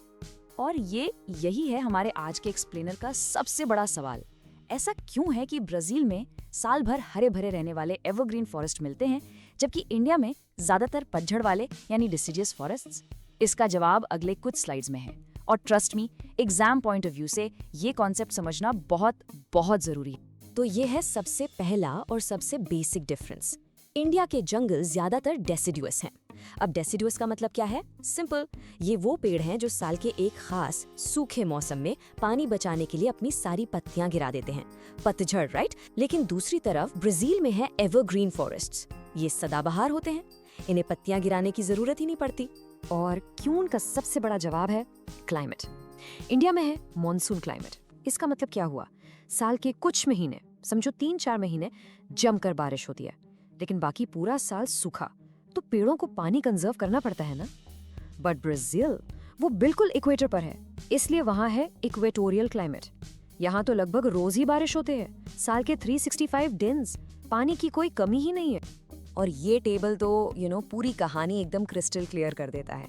देखो, ब्राजील से इक्वेटर गुजर रहा है, रिजल्ट साल भर डायरेक्ट सूरज की रोशनी और ढेर सारी बारिश, जो एवरग्रीन फॉरेस्ट्स के लिए एकदम परफेक्ट रेसिपी है। वहीं इंडिया से गुजर रहा है ट्रॉपिक ऑफ कैंसर। ये इंडिया को एक ऐसा क्लाइमेट देता है जिसमें बिल्कुल साफ साफ ड्राई और वेट सीजन्स होते हैं, और यही चीज ट्रॉपिकल डिसिडियस फॉरेस्ट्स को जन्म देती है। ज्योग्राफी में लोकेशन इज एवरीथिंग, सच में। चलो, अब जब हमने इनके घर यानी इनके हैबिटेट को समझ लिया है, तो अब घर वालों से मिलने का टाइम आ गया है। Welcome to round 2, the wild life showdown. देखते हैं कि इन अलग अलग जंगलों में कौन से शानदार जानवर रहते हैं। पहला मुकाबला, द बिग कैट बैटल। इस मामले में इंडिया के पास एक अनबीटेबल टाइटल है। ये दुनिया का इकलौता, आई रिपीट, इकलौता देश है जहां आजादी से जंगल में बंगाल टाइगर और एशियाटिक लायन दोनों पाए जाते हैं। Amazing, right? लेकिन ब्राजील भी कम नहीं है। उसके पास है अकेले शिकार करने वाला सुपर पावरफुल जागुआर और बहुत ही एजाइल पूमा। अब आते हैं नदियों के जायंट्स पर। इंडिया की पवित्र गंगा में रहती है हमारी अपनी गैंजेटिक डॉल्फिन। वहीं ब्राजील के अमेज़न में एक जादुई जीव मिलता है, the pink river dolphin. Can you imagine, एक गुलाबी डॉल्फिन। दोनों ही अपनी अपनी जगह के बेहतरीन फ्रेश वाटर जायंट्स हैं। और अब बारी है रेप्टाइल किंग्स की। इंडिया की नदियों में राज करते हैं घड़ियाल्स और क्रोकोडाइल्स, लेकिन ब्राजील के पास है अमेज़न का अनडिस्प्यूटेड किंग, जिसका नाम ही काफी है, द माइटी एनाकोंडा। ये एक ऐसा प्रेडेटर है जिसके किस्से कहानियों से हम सब वाकिफ हैं। तो ये कंपटीशन तो काफी टफ था, लेकिन अब हम आते हैं एक सीरियस टॉपिक पर। एक ऐसा मैदान जहां ये दोनों देश कॉम्पिटिटर्स नहीं बल्कि साथी हैं और एक ही दुश्मन का सामना कर रहे हैं। देखो, दोनों ही डेवलपिंग नेशंस हैं, इसीलिए इनकी प्रॉब्लम्स भी काफी कॉमन है। सबसे बड़ी है डिफॉरेस्टेशन, यानी जंगलों की कटाई। क्यों? खेती के लिए, बस्तियां बसाने के लिए। इस प्रैक्टिस को इंडिया में झूम कल्टीवेशन कहते हैं और ब्राजील में इसका नाम है रोका। नाम अलग है पर अंजाम बिल्कुल वही। इसके अलावा पोल्यूशन, पोचिंग, और इसलिए दोनों ही देशों को कंजर्वेशन की सख्त जरूरत है। और ये एक लाइन इस पूरी सिचुएशन को आसानी से समझा देती है। जैसे इंडिया को अपने जंगल बचाने की जरूरत है, ठीक वैसे ही जरूरत ब्राजील को भी है। उनके सारे डिफरेंसेस के बावजूद ये एक ऐसी जिम्मेदारी है जो वो दोनों शेयर करते हैं। This is a shared responsibility. चलिए, इतनी सारी इन्फॉर्मेशन के बाद अब आते हैं सबसे काम के हिस्से पर, जहां हम इन सब कॉन्सेप्ट्स को आपके दिमाग में हमेशा के लिए लॉक कर देंगे। मैं आपको एक सिंपल तरीका बताऊंगा जिससे आपको सब कुछ परफेक्टली याद रहेगा। तो ये रहा एक सुपर सिंपल मेमोरी ट्रिक, इसको मेमोनिक कहते हैं। बस इतना याद रखो, ID यानी इंडिया इज डिसिडुअस और BE यानी Brazil is evergreen. ID BE लिख लो इसको कहीं। अब लाइफ में कभी भी इनके फॉरेस्ट टाइप्स में कंफ्यूज नहीं होगे, गारंटीड। और अब देखो, ये स्लाइड तो जैसे एक परफेक्ट 3 मार्क क्वेश्चन का आंसर है। अगर एग्जाम में सवाल आता है कि इंडियन और ब्राजीलियन फॉरेस्ट में डिफरेंस बताओ, तो बस ये 3 पॉइंट्स लिख देना। फॉरेस्ट का टाइप क्या है, उसका रीजन क्या है और वहाँ कौन सी खास स्पीशीज मिलती हैं। फुल मार्क्स पक्के। ये इस पूरे फेस ऑफ का सबसे साफ सुथरा ब्रेकडाउन है। और अब जाते जाते मैं आपके लिए एक सवाल छोड़कर जा रहा हूँ। इस कंपटीशन से आगे बढ़कर ये सोचिए कि ये दोनों देश इंडिया और ब्राजील एक दूसरे से क्या सीख सकते हैं ताकि ये अपनी इस अनमोल धरोहर को, इस बायोलॉजिकल वेल्थ को और बेहतर तरीके से बचा सके। जरूर सोचिएगा इस पर। मिलते हैं अगले। हेलो स्टूडेंट्स, कैसे हैं आप सब? स्वागत है आपका ज्योग्राफी मास्टर क्लास में और ये है चैप्टर 5 का फाइनल यानी पार्ट 10। आज हम इस चैप्टर के सबसे जरूरी टेक्स्ट बुक क्वेश्चंस को एकदम मस्ट करने वाले हैं, तो हो जाइए तैयार। अच्छा, सच सच बताना, एग्जाम में गिव ज्योग्राफिकल रीजंस वाला क्वेश्चन देखते ही थोड़ी घबराहट होती है ना? ऐसा लगता है कि क्या लिखें, कैसे लिखें, पर टेंशन बिल्कुल नहीं लेनी। आज हम इस डर को हमेशा के लिए खत्म कर देंगे। हम इसके पीछे का पूरा लॉजिक, पूरा फंडा समझेंगे। तो चलिए देखते हैं आज का प्लान क्या है। ये है हमारा road map to full marks. हम चैप्टर 5 की मास्टर क्लास से शुरू करेंगे, फिर गिव रीजंस के लॉजिक को डिकोड करेंगे, उसके बाद इंडिया और ब्राजील के फॉरेस्ट्स का कंपैरिजन, फिर एक मजेदार रैपिड फायर राउंड, कुछ सुपर कूल मेमोरी ट्रिक्स और एंड में होगा एक फाइनल चैलेंज। तैयार हो? ऑलराइट, तो शुरू करते हैं हमारी मास्टर क्लास। इस सेक्शन में हम इस चैप्टर के सबसे टफ क्वेश्चंस को चुनेंगे और उन्हें इतने सिंपल स्टेप्स में ब्रेक डाउन करेंगे कि आपको लगेगा, अरे ये इतना आसान था। बस पूरा फोकस यहाँ रखेगा। Okay, so section 2। देखो, गिव ज्योग्राफिकल रीजंस का पूरा खेल बस एक शब्द में है और वो शब्द है क्यों, व्हाई। अगर आपने क्यों का जवाब ढूंढ लिया तो आपका आंसर परफेक्ट होगा। ज्योग्राफी रटने का सब्जेक्ट नहीं है, कनेक्शंस बनाने का सब्जेक्ट है। चलो आते हैं पहले और सबसे इम्पोर्टेंट सवाल पर। ये एग्जाम फेवरेट है। सवाल है, ब्राजील का नॉर्दर्न पार्ट इतने घने जंगलों से यानी डेंस फॉरेस्ट से क्यों कवर है? जरा सोचो, क्या रीजन हो सकता है? याद रखो, ज्योग्राफी में सबसे बड़ा हिंट हमेशा उसकी लोकेशन में छिपा होता है। और ये रहा इसका पूरा ब्रेकडाउन। बिल्कुल सिंपल 3 स्टेप्स हैं। Point number 1, location. कहाँ है ब्राजील का नॉर्दर्न पार्ट? बिल्कुल इक्वेटर के पास। Point number 2, climate. अब इक्वेटर के पास है तो क्या होगा?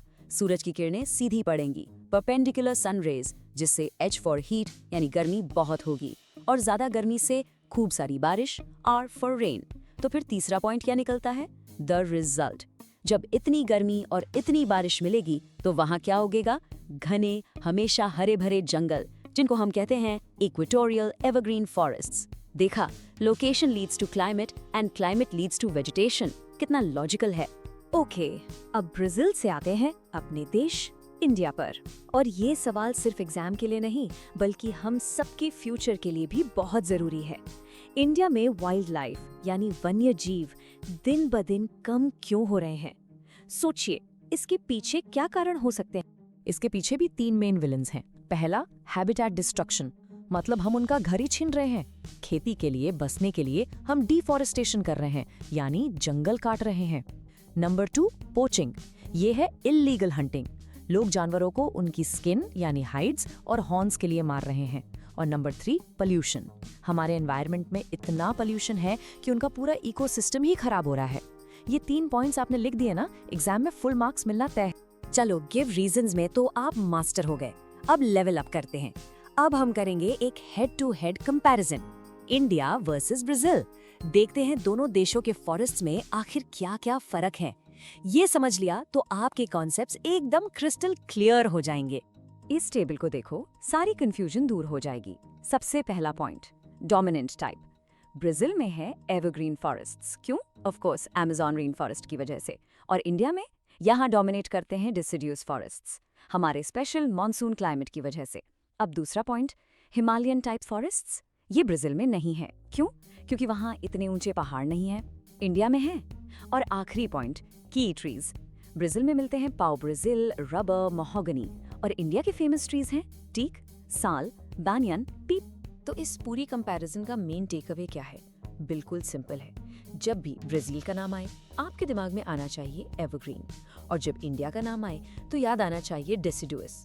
बस इतना सा याद रख लो, आप आराम से पूरा आंसर बना लोगे। क्या बात है, बहुत बढ़िया जा रहे हो। चलो अब थोड़ा गियर चेंज करते हैं।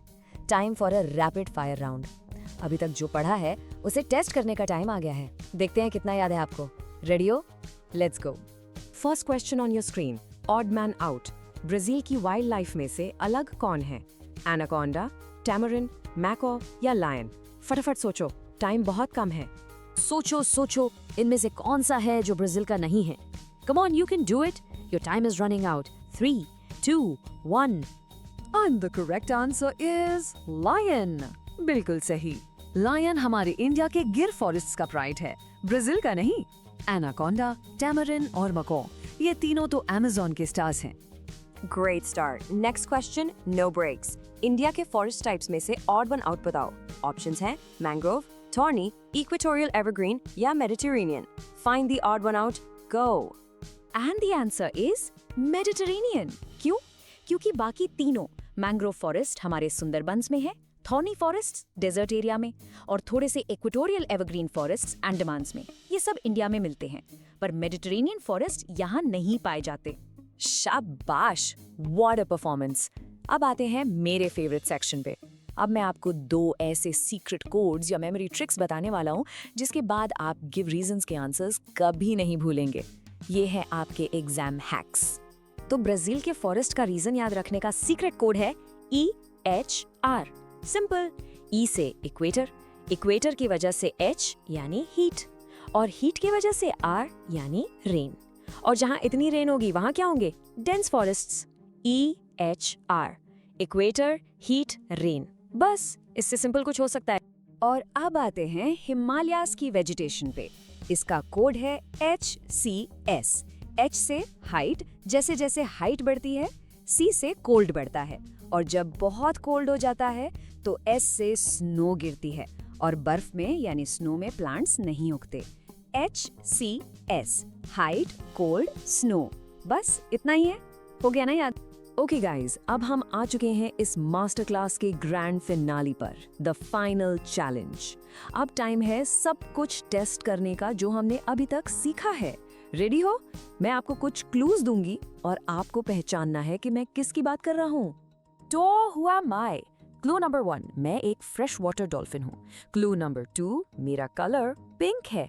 और क्लू नंबर 3, मैं अमेज़न रिवर में रहता हूँ. कौन है ये? सोचो सोचो. कम ऑन, ये बहुत इजी है. जल्दी से बताओ कमेंट सेक्शन में मैं कौन हूँ. हमने इसके बारे में पहले भी बात की है.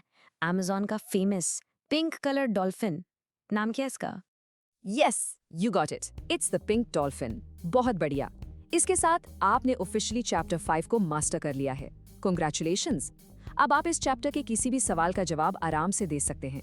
मुझे नीचे कमेंट्स में जरूर बताना कि नेक्स्ट कौन सा चैप्टर है जिसे आप इसी तरह मास्टर करना चाहते हो. कीप